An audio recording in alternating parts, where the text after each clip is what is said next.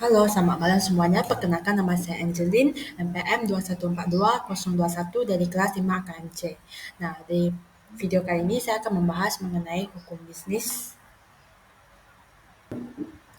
Kemudian di sini tuh kita akan membahas mengapa hukum bisnis itu penting dan apa itu hukum bisnis. Nah, hukum bisnis itu sangat penting karena berperan sebagai kerangka kerja yang mengatur dan melindungi kepentingan semua pihak dalam dunia bisnis. Nah, jadi di sini itu kan hukum bisnis itu dia itu dapat berperan dalam perlindungan hak dan kewajiban, di mana hukum bisnis ini membantu menetapkan hak dan kewajiban semua pihak dalam sebuah transaksi bisnis melalui regulasi kontrak dan perjanjian. Lalu hukum bisnis ini juga memberikan dasar hukum yang jelas untuk melindungi hak dan memastikan kepatuhan terhadap kewajiban. Nah, lalu hukum bisnis itu juga dari segi regulasi persaingan, hukum bisnis ini dapat menciptakan aturan yang mengatur persaingan bisnis. Ini mencakup undang-undang antitrust yang mencegah praktik monopoli, mengawasi fungsi dan akuisisi, dan memastikan bahwa terciptanya pasar yang sehat dan adil. Kalau kita lihat dari segi penyelesaian sengketa, hukum bisnis itu juga menyediakan mekanisme penyelesaian sengketa termasuk arbitrase dan mediasi. Ini juga membantu mencegah litigasi yang mahal dan memakan waktu eh, yang memakan waktu dan memberikan alternatif yang efisien untuk menyelesaikan perselisihan bisnis. Kalau kita lihat dari segi perlindungan konsumen, ini juga hukum bisnis itu juga mencakup regulasi yang melindungi konsumen dari praktik-praktik bisnis yang tidak etis atau yang merugikan. Di mana ini termasuk hak konsumen itu kan ada informasi yang jelas lalu untuk mendapatkan produk yang aman dan perlindungan terhadap praktik penjualan. Nah, lalu yang kelima itu kita lihat dari segi perlindungan hak kekayaan intelektual di mana hukum bisnis ini melibatkan aspek perlindungan hak kekayaan intelektual termasuk ada hak cipta, ada hak paten dan hak merek dagang. Ini kan mencegah penyalahgunaan dan pencurian karya-karya kreatif, inovasi dan identitas merek. Nah, jadi di video kali ini saya akan berfokus pada perlindungan hak kekayaan intelektual. Nah, jadi kan perlindungan hak kekayaan intelektual atau HKI itu kan merujuk pada seperangkat hukum dan regulasi yang dirancang untuk melindungi karya-karya kreatif dan inovatif yang dihasilkan dari pikiran manusia. HKI itu juga mencakup yang tadi ada 3, hak cipta, hak paten, hak merek dagang. Tujuannya itu untuk mendorong inovasi, memberikan insentif ekonomi kepada pencipta atau pemilik, dan memastikan bahwa hal hak mereka itu diakui dan dihormati. Nah, jadi kan tadi ada 3. Yang pertama itu kan kita akan membahas mengenai hak cipta, di mana hak cipta itu adalah hak hukum yang diberikan kepada pencipta karya orisinal untuk melindungi ekspresi kreatif mereka. Ini mencakup karya-karya seperti tulisan, ada musik, ada lukisan, film, dan karya seni lainnya. Hak cipta ini memberikan pemilik hak eksklusif untuk menyalin, mendistribusikan, dan menampilkan karyanya. Nah, jadi ini ada contoh kasus atau kasus pelanggaran dalam hak cipta, di mana misalnya ada kasus pembajakan musik atau film di mana seseorang atau satu entitas itu menggunakan atau mendistribusikan karya tanpa izin yang melanggar hak cipta pemilik asli. Nah, jadi contoh kasus nyata itu ada terjadi pada Gen Halilintar, di mana pada tahun 2021 Mahkamah Agung itu menghukum untuk Gen Halilintar untuk membayar kerugian sebesar 300 juta. Nah, jadi si Gen Halilintar ini dinilai mengubah lirik lagu Lagi Cantik dan merekam, kemudian membuat video serta mengunggahnya di akun YouTube Gen Halilintar tanpa izin PT Nagaswara Production Indo yang menangani para pencipta lagu Lagi Cantik. Nah, jadi kan si Gehalenta ini juga melakukan pelanggaran hak cipta itu dengan menggandakan dalam bentuk elektronik atau digital, kemudian mendistribusikan hasil pelanggaran hak ciptanya itu melalui media sosial. Nah, jadi ini kan merupakan salah satu pelanggaran dalam hak cipta di mana akan menyebabkan kerugian material maupun intermaterial bagi para pemilik. Tadi kan membahas mengenai hak cipta. Nah, yang berikutnya ini kita membahas mengenai hak paten. Jadi hak paten itu memberikan hak eksklusif kepada pemegangnya untuk membuat, menggunakan, dan menjual penemuan atau inovasi tertentu. Ini mencakup produk, proses, dan teknologi baru yang memiliki tingkat kebaruan dan kegunaan yang signifikan. Nah, jadi contoh kasusnya itu ada pada sebuah perusahaan teknologi yang mendapatkan paten untuk penemuan barunya dan pengembangan perangkat lunak. Nah, kemudian mereka itu memberikan hak eksekutif untuk menghasilkan mengembangkan dan menjual produk tersebut.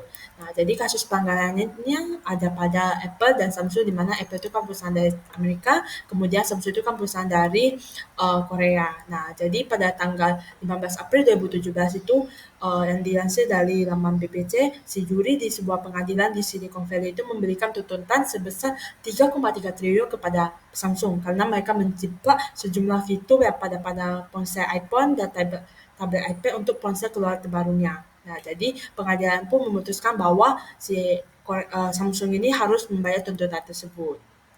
Nah, jadi kan dalam kasus ini kan kita sudah tahu bahwa si Samsung ini melakukan pelanggaran dalam etika bisnis mengenai hak paten. Nah, itu mungkin disebabkan karena tingginya permintaan konsumen terhadap produk mereka. Nah, jadi ya, Samsung melakukan pelanggaran seperti itu. Nah, untuk berita ini dapat kita akses melalui berita Kompas. Selanjutnya kita akan membahas mengenai hak merek dagang, di mana hak merek dagang ini kan sudah tidak asing lagi.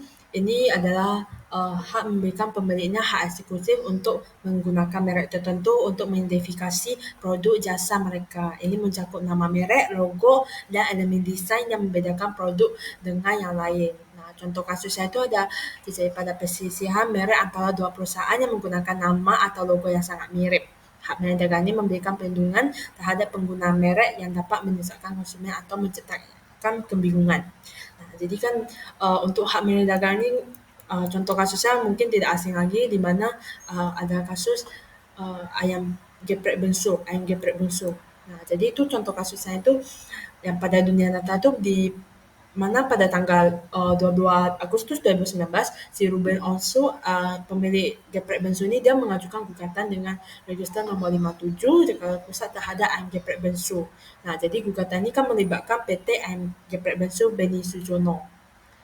Jadi berdasarkan pertimbangan hakim dalam putusan, dia menyebutkan bahwa PT Ayam Geprek Beni Sujono itu adalah pemilik dan pengelola bisnis Ayam Geprek Bengsu telah terdaftar sejak 17 April 2017. Lalu merek ini juga mendapatkan perlindungan hukum sampai 3 Mei 2027. Sementara merek Geprek Bengsu milik Ruben Onsu ini terdaftar pada 7 Juni 2018 dengan perlindungan hingga 3 September 2025. Nah, jadi Hakim juga menilai persamaan antara logo dan geprek bungsu dengan geprek bungsu dari segi warna, bentuk ayam, susunan kata, dan gambar. Jadi Hakim menyebutkan bahwa PT Ayam Geprek Bungsu Beni Sujono ini memiliki hak eksklusif atas merek Ayam Geprek Bungsu. Sudah benar.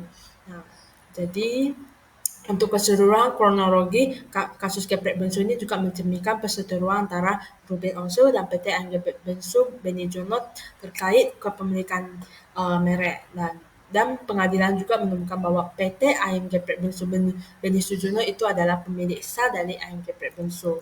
Nah, untuk berita ini dapat kalian akses melalui berita Kompas. Nah, tadi kan kita membahas hak kekayaan intelektual yang secara umum yang terjadi. Nah, kalau kita lihat dari kehidupan sehari-hari itu, terutama kan sekarang kita juga lagi kuliah kan, di mana di perkuliahan kita ini kan kita juga sudah memulai perjalanan penulisan skripsi dan menyadari bahwa unsur plagiat itu menjadi perhatian serius, terutama dalam ada alat deteksinya itu seperti Turnitin. Nah, jadi menjalani hak kekayaan intelektual itu, baik itu hak cipta, paten, dan merek itu menjadi suatu keharusan dalam melibatkan diri dalam dunia akademis. Nah, jadi ini sangat penting untuk memahami bahwa melibatkan ide, konsep, dan tumbuh orang lain dalam skripsi itu juga harus diakui dengan memberikan atribusi yang tepat. Oleh karena itu, dalam membangun narasi skripsi, tugas kita itu bukan hanya menyajikan temuan baru, tetapi juga menjaga integritas akademis dengan menghindari plagiat dan memberikan referensi yang akurat. Oke, jadi kesimpulan yang akan saya tarik dari pembahasan kali ini yaitu masing-masing hak itu kan memiliki tujuan untuk melindungi kepentingan pemilik dan mendorong inovasi serta keberlanjutan dalam bisnis. Jadi hak cipta itu kan melibatkan perlindungan terhadap karya kreatif, hak paten itu melibatkan perlindungan inovasi teknologi, dan hak merek dagang itu memberikan perlindungan identitas merek untuk membedakan produk atau jasa di pasar. Nah, jadi kesadaran dan pemahaman yang baik tentang hak-hak ini sangat penting dalam dunia hukum bisnis dan kekayaan intelektual. Sekian atas presentasi atau video dalam pertemuan kali ini. Mohon maaf bila ada kesalahan kata dan semoga pembelajaran ini bermanfaat bagi kita semua. Terima kasih.